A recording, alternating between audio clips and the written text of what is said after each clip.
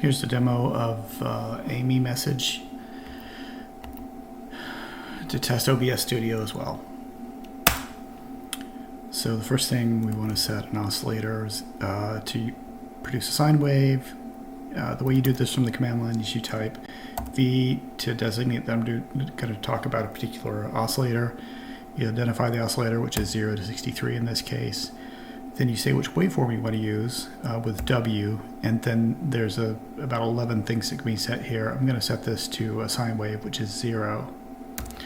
So that's established some beginning parts. The next thing we want to do is to set the frequency that it will generate sounds at. So I do that by starting the message with V0 to say which oscillator.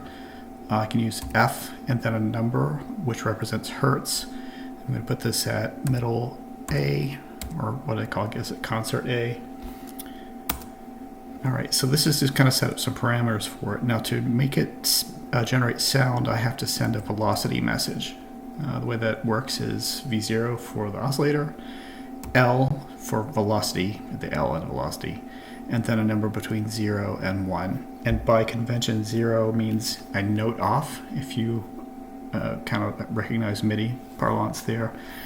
And this 1 is a floating point value. I think 1 is just kind of the normalized value. It can be greater than 1 though. So what this should do is generate a 440 hertz sine wave at velocity 1. And there we go. Hopefully my voice and the tone are showing up at the same time.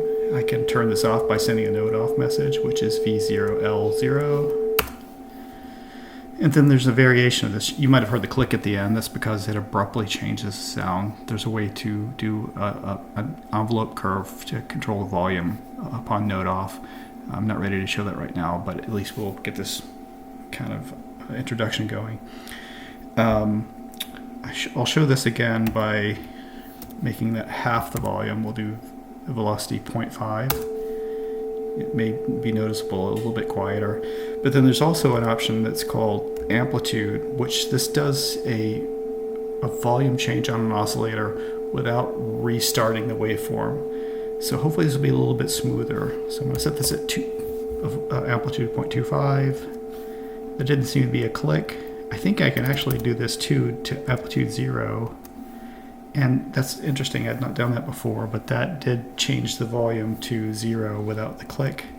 Let's see if L0 makes a click. No, it's pretty smooth.